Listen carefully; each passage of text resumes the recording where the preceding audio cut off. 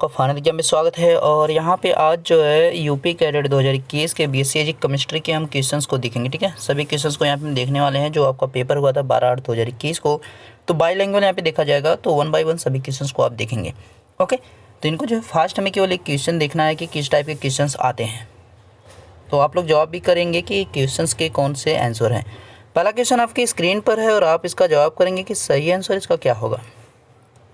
Timer आपका start है, तो आपको फटाफट इसका जवाब करना है कि सही उत्तर क्या है। क्वेश्चन है जिप्सम का सूत्र। जिप्सम का सूत्र सभी को पता है, मैक्सिमम CaSO4 2H2O। देख सकते हैं आप, इतने इजी क्वेश्चन आपसे पूछे जाते हैं।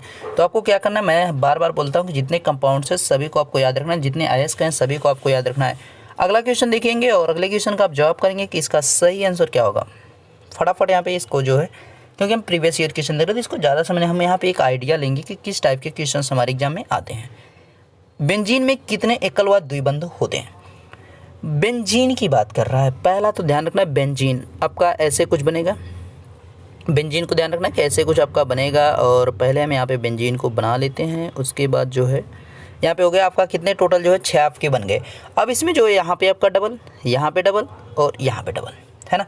अब यहाँ पे देखिए जो डबल डबल होगा आपका क्या है, 3 है, यानी आपका इसमें जो है 3 जो है पाई बनेंगे, यानी पाई बॉन्ड हो जाएंगे।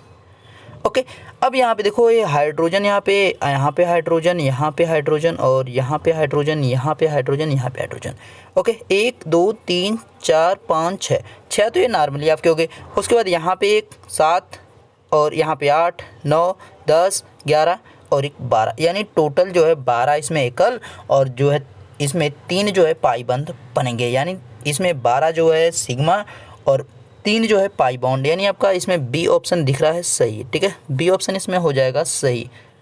तो बी आंसर को यहाँ पे हम सही करते हुए आगे बढ़ेंगे। ठीक है, अगला प्रश्न स्क्रीन पर है। अगले प्रश्न को आप जवाब करेंगे, इसका सही आंसर क्या होगा। फर्स्ट हम यहाँ पे देखने वाले हैं सभी क्वेश्चंस को।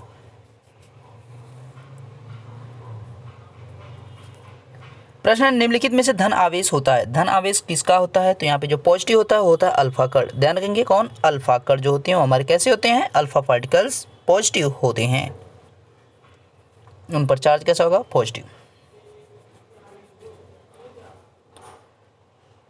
आयरन में जंग लगने का रासायनिक सूत्र पूछ रहा है। रासायनिक फार्मूला आपका केमिकल जो है फार्मूला उसकी बात कर रहा है। तो यहाँ पे होता है Fe2O3 XH2O हो जाएगा। यहाँ पे ध्यान रखना है, ये आपका इसका सही आंसर है। ठीक है, जंग लगने पर जो उसका आयरन होगा उसका जो क्या होगा, वजन बढ़ जाएगा।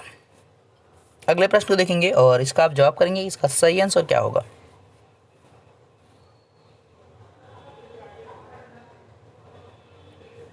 प्रश्न है सहसंयोजक बंध पाया जाता है। तो सहसंयोजक बंध कहाँ पे बनेगा, जहाँ पे आपके क्या होंगे, जहाँ पे आपके 2 ही परमाणु होंगे। आपका ए होता है सहसंयोजक बंध, यानी इनके बीच का इलेक्ट्रॉनों का जो साझा होने लगा। ठीक है, जब इसको जरूरत पड़ेगी इसका जब जरूरत पड़ेगी, यानी आपका यहाँ पे H2 भी आपका इसी में आ जाएगा, Cl2 भी आपका इसी में आ जाएगा, N2 भी इसी में आ जाएगा। तो इन चीज़ों को आपको ध्यान रखना है। अगले प्रश्न को देखेंगे और अगले प्रश्न का आप जवाब करेंगे। आपका फार्मूला दे रखा है, तो इसका सही आंसर क्या होगा। फटाफट आप लोग बताएंगे इसके सही आंसर को, उत्तर करेंगे। इसका कह रहा है कि बेकिंग सोडा का सूत्र, बेकिंग सोडा की बात कर रहा है। तो बेकिंग सोडा का फार्मूला होता है NaHCO3 हो जाएगा। ठीक है, NaHCO3 होता है बेकिंग सोडा। और सोडियम बाइकार्बोनेट Na2CO3 आपका ऊपर लिखा था, तो उसको भी आप देख लीजिएगा। ठीक है,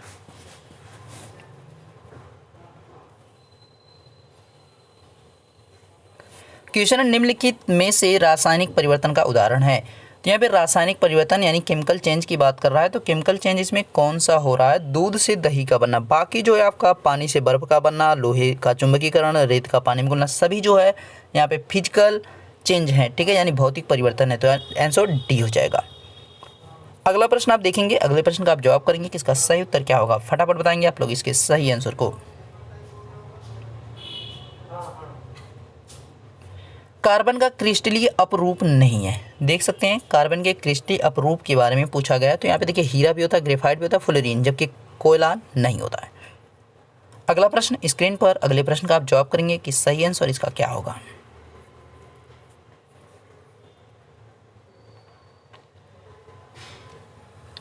प्रश्न है CaCO2 प्लस CH2O एरो दे रखा है कि उसके आगे क्या आपका बन के आएगा। तो आपका जो यहाँ पे CaC2 है प्लस CH2O है, तो इसमें जो है इसके साथ जुड़ जाएगा, ठीक है। तो क्या बन जाएगा C2H2 बन जाएगा। आगे जो आपका क्या हो जाएगा CaO यानी कैल्शियम ऑक्साइड है, और आपका C2H2O बन जाएगा, यानी आपका पहला ऑप्शन यहाँ पे सही है। अगले प्रश्न को देखेंगे आप। अगला प्रश्न क्या कह रहा है उसको आप जवाब करेंगे कि यहाँ पे इसका सही आंसर क्या होगा।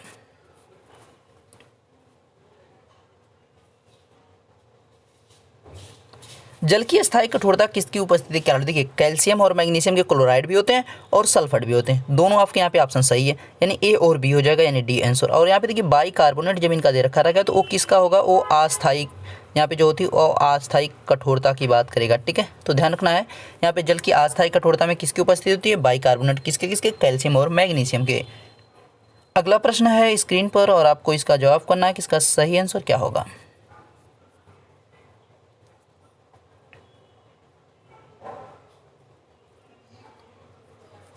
अम्लराज के मिश्रण में HNO3 और रेशियो या Cl का अनुपात क्या है। तो इसमें रेशियो से आपका पूछा गया, तो रेशियो आपका सीधा सीधा दिख रहा है भाई, वो क्या है, तो यहाँ पे 3 और 1 का, ठीक है। यहाँ पे 3 और यहाँ पे 1 का, तो कुछ नहीं करना है, ठीक है। अगले को देखिए, यहाँ पे टोटल जो कंपाउंड्स है उनकी बात कर रहा है, तो 3 और 1 का आपका बन रहा है, तो उसको बस कुछ नहीं करना है, सिंपली उसको आपको याद रखना है। K2Cr2O7 टू निगेटिव साइन ऊपर लगा हुआ है, तो इसको ध्यान रखना है। Cr की संख्या यानी क्रोमियम की संख्या हमसे पूछी जा रही है। तो यहाँ पे जो है हमारा इसका कितना होता है, पोटेशियम का जो है 2 1 हो जाएगा, यानी +1 होता है। Cr2 तो हमारा कुछ नहीं है, तो यहाँ पे 2x हो जाएगा, क्योंकि उसके ऊपर जो भी आवेश होगा उसे हमें फाइंड आउट करना है। अब यहाँ पे ऑक्सीजन है, तो ऑक्सीजन के लिए हमें क्या लिखना है, पहले प्लस लिखना है, 7 और माइनस का 2 होता है, ओके। दूसरी साइड हमारा जो चार्ज है उसको भी तो लिख कर चलना है, ध्यान रखना है। तो यहाँ पे कितना हो जाएगा 2x प्लस और यहाँ पे माइनस का 14 और इधर माइनस का 2, तो ये इधर लेस करोगे तो कितना हो जाएगा 12 माइनस का, और इधर जब जाएगा तो कितना हो जाएगा प्लस का 12, तो 10 बचेगा। 2x बराबर कितना हो जाएगा 10 हो जाएगा, x बराबर कितना हो जाएगा 5 हो जाएगा, वो भी प्लस का, यानी आंसर इसका बी होगा सही, 12 का बी ऑप्शन सही है। अगले प्रश्न देखिए और अगले प्रश्न का आप जवाब करेंगे, इसका सही आंसर क्या होगा।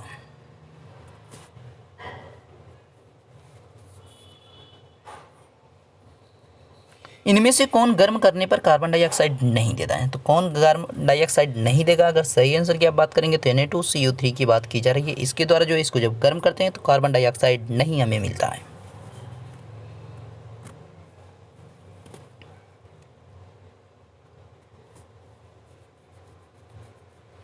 क्वेश्चन है, एक तत्व यक्स है जिसका परमाणु क्रमांक 12 है। अब यहाँ पे देखिए एक, जैसे कि आपका यहाँ पे यक्स की जगह पे हम Mg मान लेते हैं, तो Mg के ऊपर जब आपका +2 लग जाता है तो इसका मतलब क्या होता है, इसने जो 2 इलेक्ट्रॉन थे उसको इसने जो 2 8 2 होता है, तो इन 2 इलेक्ट्रॉन को क्या कर दिया, त्याग दिया है। तो इसके पास इलेक्ट्रॉन कितने बचे हुए हैं, 10 इलेक्ट्रॉन ही तो बचे हुए हैं, यानी जो उसका परमाणु क्रमांक है उसमें से आपको 2 लेस कर देना है। ये जो आपका प्लस चार्ज बना हुआ है तो उसको लेस करेंगे यहाँ पे 10। अगर यही जो हमारा यक्स के ऊपर 2 निगेटिव चार्ज होता है तो हम क्या करते हैं, यहाँ पे 12 रहता तो 12 में हम 2 को जोड़ देते तो हमारे यहाँ पे इलेक्ट्रॉनों की उपस्थिति कितनी हो जाती, 14 हो जाती, 14 हो जाती। आंसर इसका डी है। अगला क्वेश्चन देखेंगे और आप इसका जवाब करेंगे कि सही आंसर इसका क्या होगा।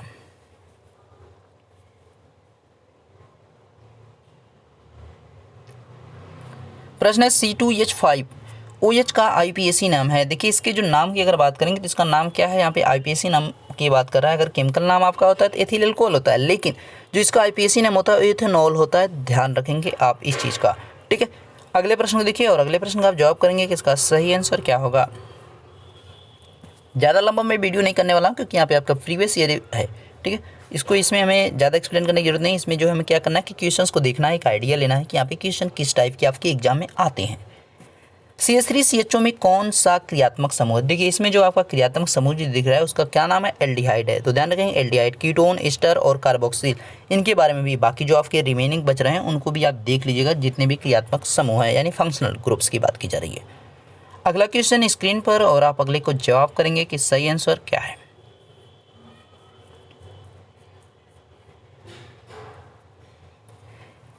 AlFeO4 Al की प्लस होती है, तो जो हमारा यहाँ पे दूसरा इसके साथ जुड़ा हुआ है PO4 उसके ऊपर क्या होगी, निगेटिव चार्ज होंगे 3, तो निगेटिव चार्ज 3 मतलब आपका यहाँ पे सी और यहाँ पे सॉरी बी ऑप्शन सही है, ठीक है। देखिए इसके साथ प्लस है, ए आपका निगेटिव टोटल है, तो यहाँ पे हमारा PO4 के ऊपर जो टोटल चार्ज है वो कितना है, -3 है। मूलक ऑक्सीकरण की संख्या उसने पूछा कि मतलब जो मूल उसके पास यहाँ पे आवेश है उसकी बात की गई है। अगले प्रश्न को देखेंगे और अगले प्रश्न का आप जवाब करेंगे कि इसका सही आंसर क्या होगा।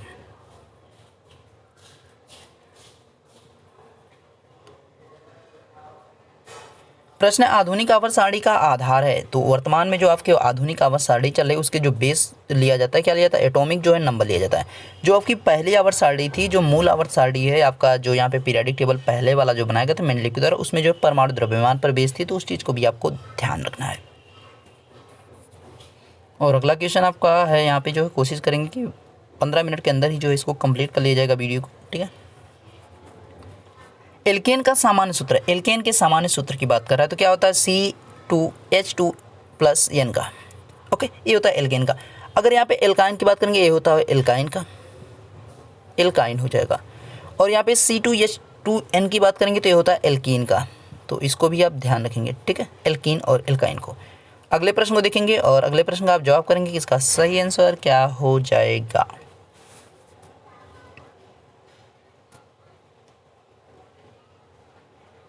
निम्न में से ऊर्ध्वापातन की अपक्रिया है। ऊर्ध्वापातन की जो अपक्रिया है वो क्या है आपका, यहाँ पे नौसादर का जलना जो होता है क्या होता है, ऊर्ध्वापातन की अपक्रिया के दौरान आती है। जैसे आपका कपूर की बात करें तो कपूर भी ऊर्ध्वापातन में ही आता है, ठीक है।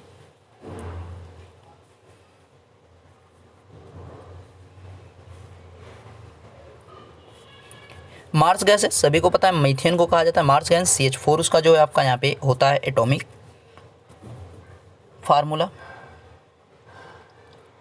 केमिकल फार्मूला की बात की जाएगी, ठीक है। असंतृप्त हाइड्रोकार्बन, असंतृप्त जो हाइड्रोकार्बन होते हैं उसमें क्या होता है, द्विबंध आपके बनते हैं, ठीक है, डबल बॉन्ड आपका बनेगा। तो C2H4 जो यहाँ पे आपका द्विबॉन्ड में आ जाएगा। और जो हमारे संतृप्त होते हैं उसमें जो क्या होता है, सिंगल बॉन्ड बनते हैं। तो इस चीज़ का भी आपको ध्यान रखना है, ठीक है। अगला क्वेश्चन है स्क्रीन पर और आप इसका जवाब करेंगे कि इसका सही आंसर क्या होगा।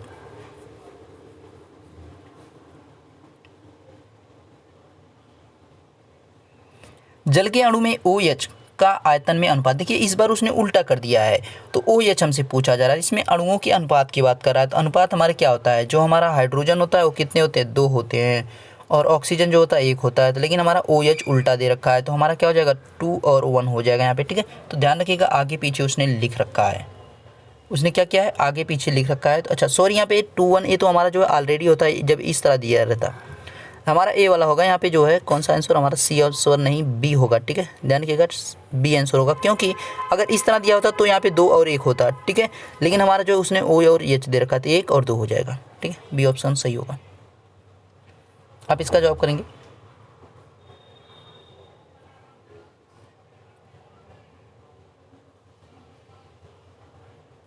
निम्न में से अधातु का गुण नहीं है, तो एक कौन सा नहीं, ये चमकदार नहीं होती, एकदम सही है, ठीक है। और इनके द्वारा उष्मा चालन नहीं होता, ये भी सही है। विद्युत का भी उष्मा का भी। ये सामान्यतः कठोर होती हैं, गलत है, क्योंकि ये जो है धातु का लक्षण है भाई, ये धातु का लक्षण है, ठीक है। सामान्यतः कठोर नहीं होती हैं, सभी की बात नहीं की जा रही है, लेकिन ये सामान्यतः कठोर नहीं थी। सामान्यतः कठोरता किस में पाई जाती है, धातु में पाई जाती है। ये आघातवर्तनीय नहीं होती, क्योंकि धातु यहाँ पे जो धातु हमारे आघातवर्तनीय होती है, ये भी हमारा सही है, आधातु की बात कर रहा है, ठीक है। तो यहाँ पे सभी हमारे सही थे, केवल सी जो छोड़ करके बाकी सभी यहाँ पे आधातु के गुण में बताया गया, यानी नॉन मेटल के जो यहाँ पे प्रॉपर्टीज़ को बताया गया था। अगला प्रश्न देखेंगे, ये आपका लास्ट क्वेश्चन है। तो इसका आंसर की के साथ जो आपको टेलीग्राम पे दे दिया जाएगा PDF, तो वहाँ पे आप जो इसको बहुत अच्छे से देख लीजिएगा, आराम से देख लीजिएगा, ठीक है, कि क्वेश्चन आपके किस टाइप के आते हैं।